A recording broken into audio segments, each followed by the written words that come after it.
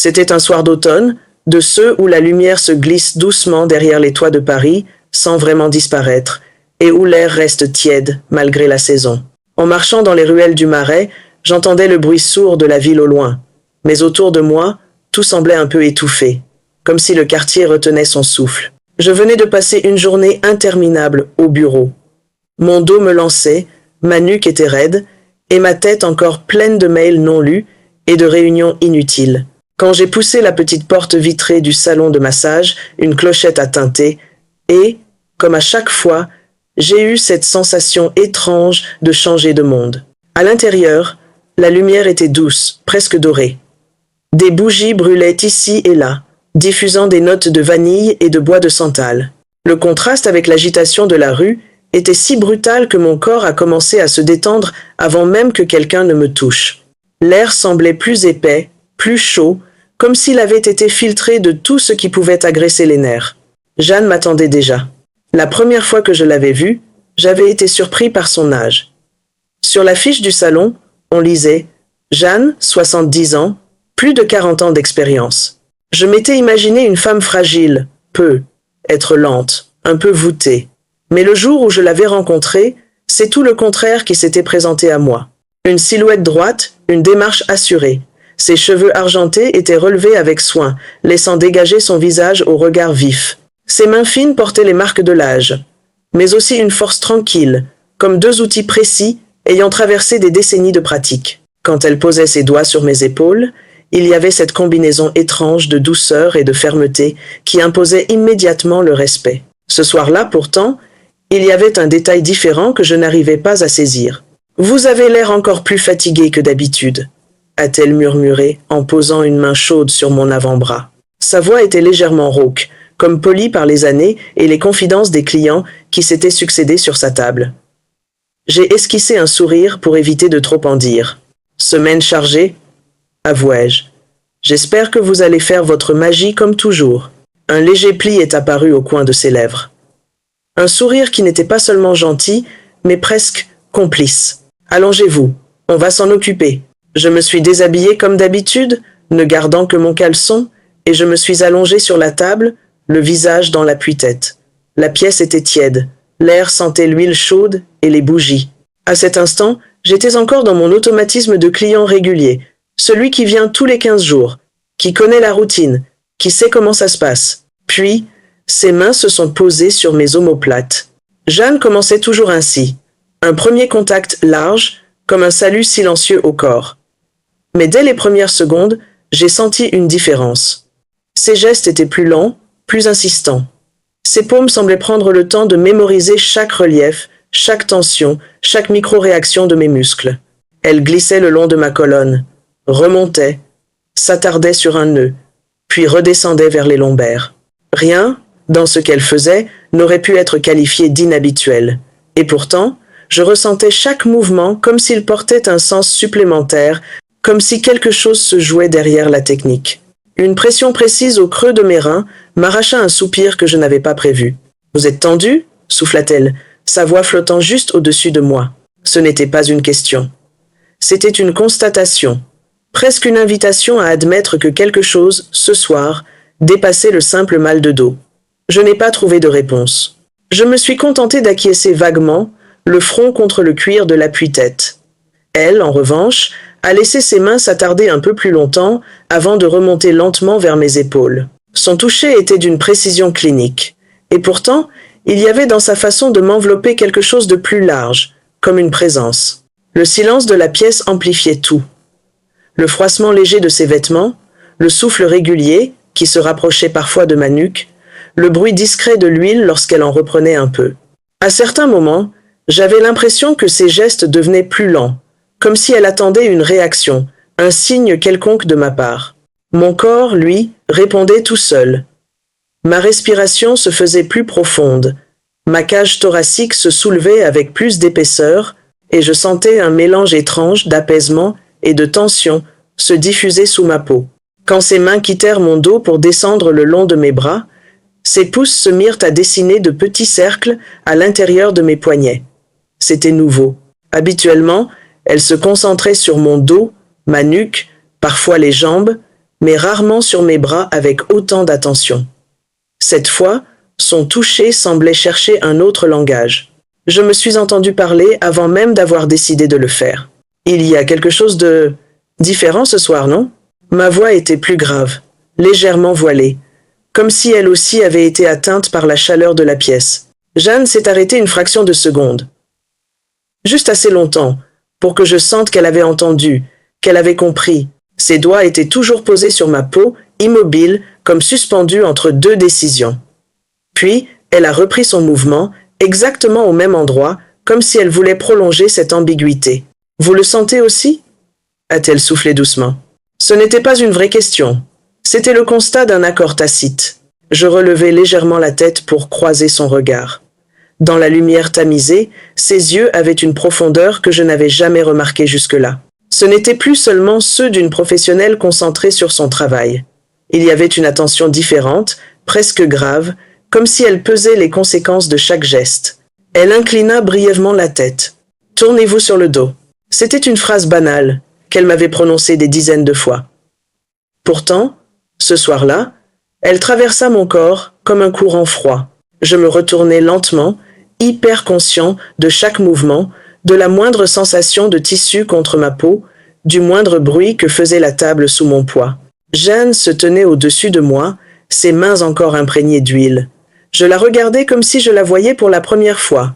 Ses traits portaient les traces de la vie, les rides fines autour de sa bouche, la peau marquée au coin des yeux, mais ce qui dominait, c'était cette forme de calme souverain, cette assurance tranquille qu'elle avait toujours eue et qui, ce soir, prenait une dimension presque intimidante. Elle posa ses doigts sur mes tempes et commença à masser lentement, dessinant de petits cercles avec une délicatesse infinie. Puis ses mains glissèrent le long de ma mâchoire, exerçant une légère pression qui fit naître en moi une sensation troublante. Il n'y avait rien de déplacé, et pourtant, je sentais que nous approchions d'une limite invisible. Je suivais des yeux chacun de ses gestes, comme si j'essayais de deviner à l'avance ce qu'elle allait faire. Elle, au contraire, évitait mon regard, concentrée sur ses mouvements, mais je voyais parfois ses cils vibrer légèrement, comme si elle se battait contre une pensée insistante. Quand ses pouces passèrent sur mes pommettes, je sentis ma gorge se serrer. Nous sommes restés ainsi un moment qui me sembla interminable, suspendus dans un silence dense, jusqu'à ce qu'elle recule enfin à peine, ses mains glissant vers mes épaules. « Respirez profondément », murmura-t-elle. Je m'exécutai, mais ma respiration n'avait plus rien de régulier. Chaque inspiration ramenait avec elle l'odeur de l'huile, des bougies et quelque chose de plus subtil que je n'arrivais pas à nommer. Elle descendit le long de mes clavicules, ses doigts suivant la ligne des os avec un soin presque excessif. Chaque pression réveillait un écho diffus à l'intérieur de moi, comme si mon corps répondait à une langue ancienne, qu'il n'avait jamais apprise mais qu'il comprenait parfaitement. « Vous êtes bien plus réceptif aujourd'hui, remarqua-t-elle. Je déglutis. Mes mots mirent une seconde à se frayer un chemin. Ou peut être que c'est vous qui êtes différente. Je n'avais pas prévu la phrase. Elle était sortie telle qu'elle, nue, sans filtre. Ses yeux se levèrent enfin pour accrocher les miens. Un silence plus lourd s'installa. Elle ne me contredit pas. Elle ne confirma pas non plus.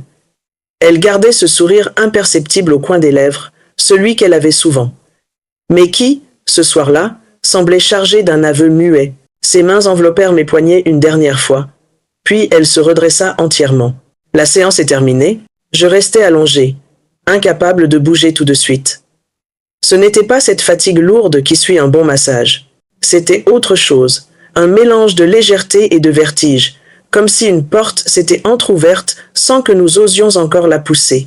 Je me rhabillai lentement, sentant encore la chaleur de ses mains sur ma peau. Quand je relevai les yeux, Jeanne se tenait près de la porte, m'attendant. Son visage avait retrouvé une neutralité studieuse, mais ses yeux, eux, trahissaient encore quelque chose d'inexplicable. « Merci », dis-je en m'approchant. Je ne trouvais rien d'autre à ajouter. Tout ce que j'aurais voulu dire aurait dépassé le cadre implicite de ce lieu. Elle posa brièvement sa main sur mon bras, à la manière d'un geste banal de politesse. Mais ce contact fugace contenait davantage que tous les mots que nous n'avions pas dits. « À la semaine prochaine », souffla-t-elle. Je quittai le salon avec l'impression de marcher sur une corde. L'air extérieur me parut plus frais qu'à l'aller. Les bruits de la rue étaient plus nets. Je descendis la ruelle sans vraiment savoir où j'allais, la peau encore traversée par la mémoire de ses gestes. Cette nuit-là, le sommeil se fit attendre. Mon corps, lui, était détendu, mais mon esprit tournait en boucle autour des mêmes images. Ses mains sur mes poignets, son regard fuyant le mien, « Vous le sentez aussi ?» qui n'en était pas vraiment une question. Plus j'essayais de chasser ces pensées, plus elles revenaient, comme un refrain obstiné. Les jours suivants furent étranges. Je pensais à Jeanne à des moments inattendus, en buvant mon café du matin, en envoyant un mail sans importance, en attendant le métro.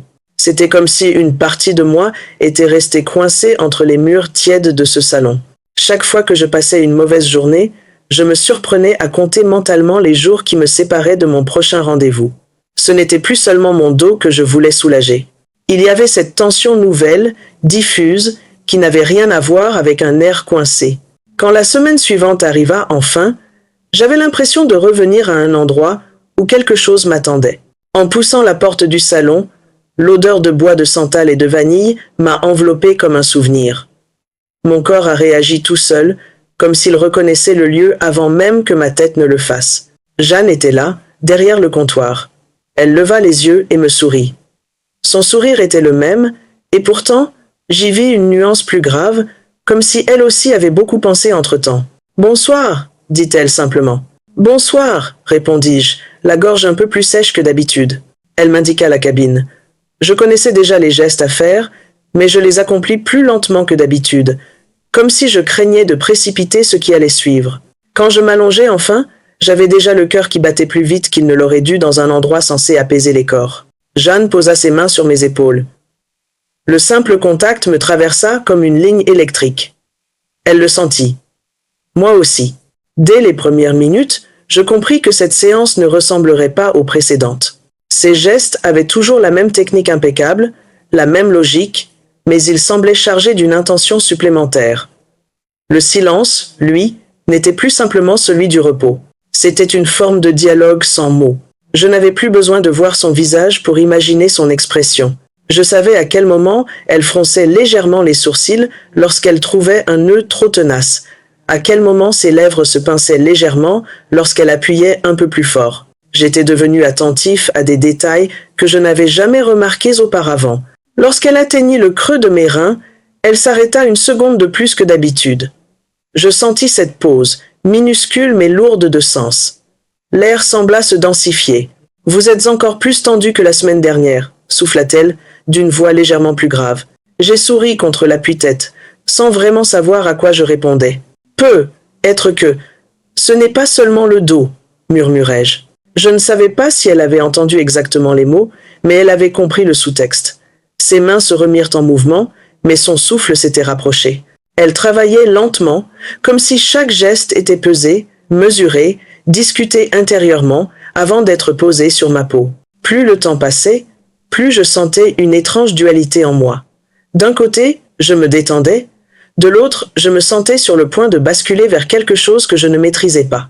Comme si le massage, au lieu de me vider la tête, l'emplissait encore davantage. Quand Jeanne s'adressa de nouveau à moi, je sentis qu'elle aussi était en train de marcher sur cette ligne. « Tournez-vous ».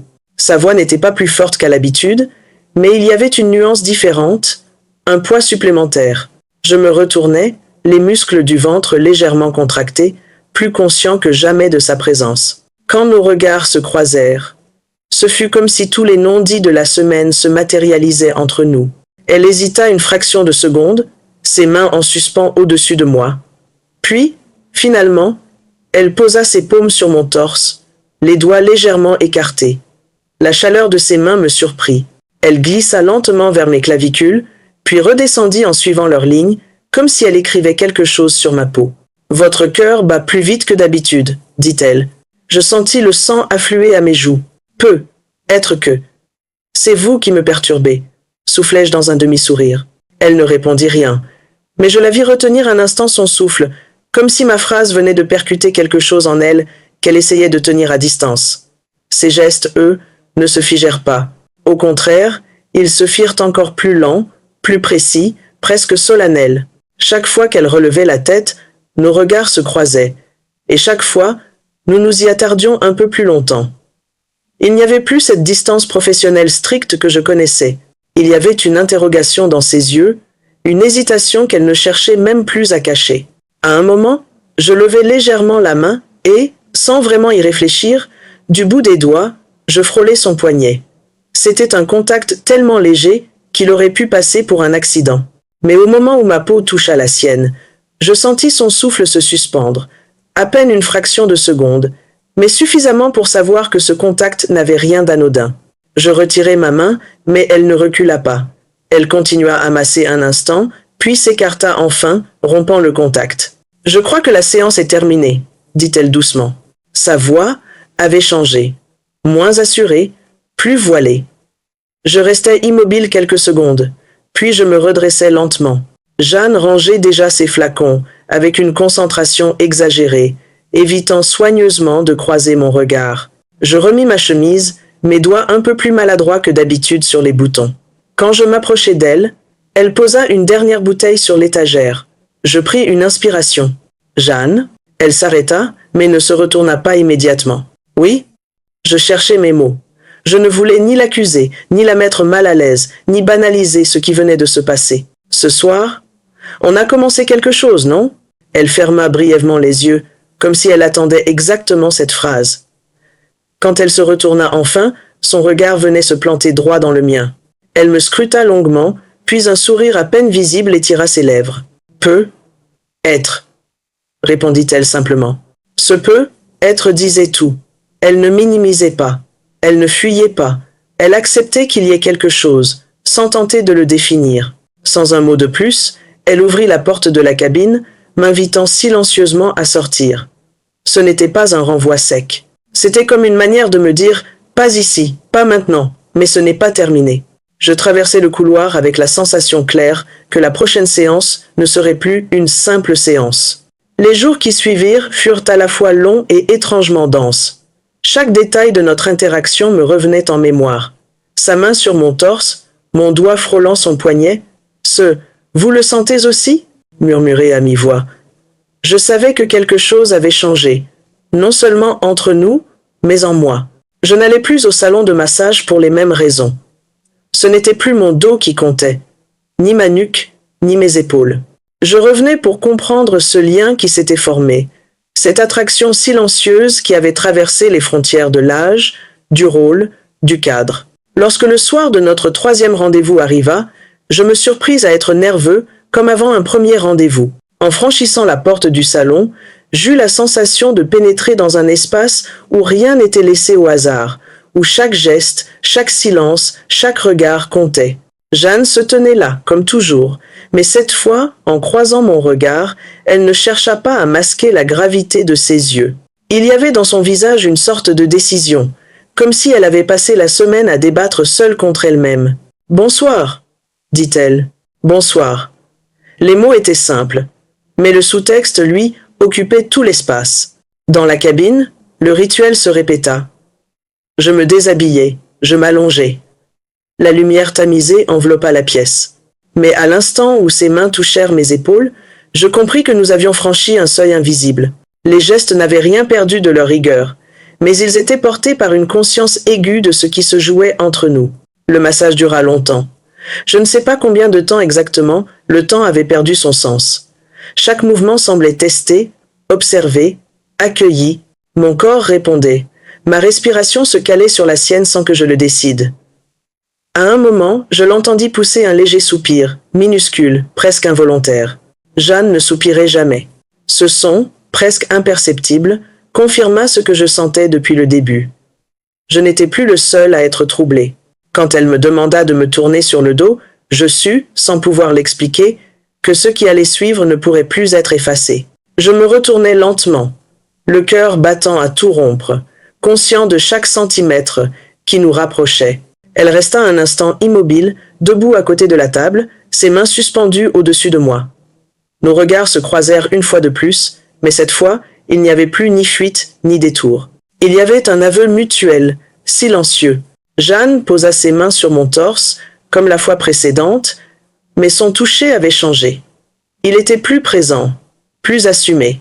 Ses paumes glissèrent sur ma peau avec une lenteur presque cérémonielle, comme si chaque geste scellait quelque chose que ni elle ni moi ne pourrions annuler. Je sentais son souffle, tout près. Le parfum discret de sa peau se mêlait à celui des huiles essentielles. Son visage était penché au-dessus du mien, ses yeux cherchaient quelque chose que je ne pouvais pas lui donner en mots. Je levai la main.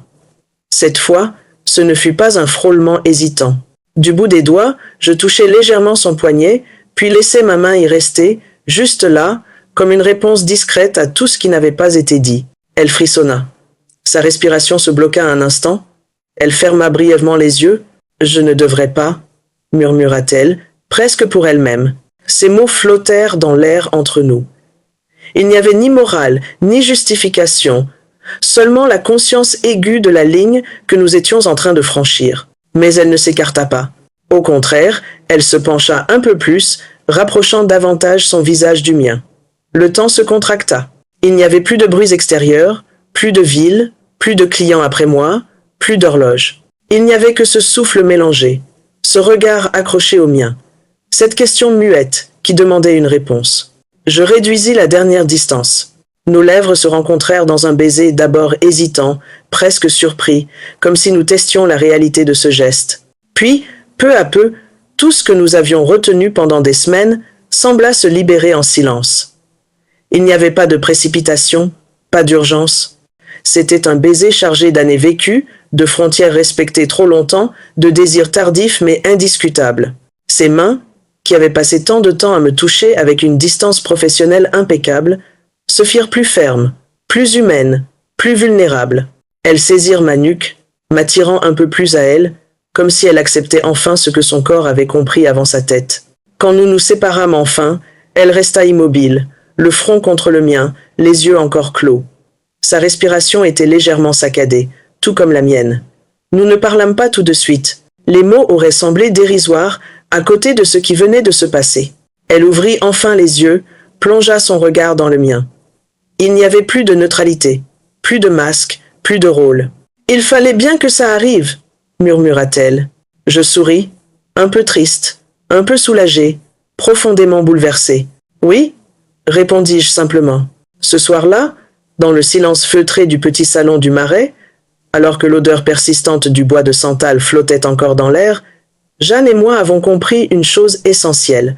Certaines rencontres peuvent être repoussées, certaines tentations ignorées, certains élans étouffés pendant un temps, mais pas toujours. Il arrive un moment où la vie, malgré l'âge, malgré les cadres, malgré la raison, se rappelle à nous avec une force tranquille. Et devant cette évidence, il ne reste plus qu'à respirer, accepter et reconnaître que, parfois, les attirances les plus improbables sont aussi les plus inévitables.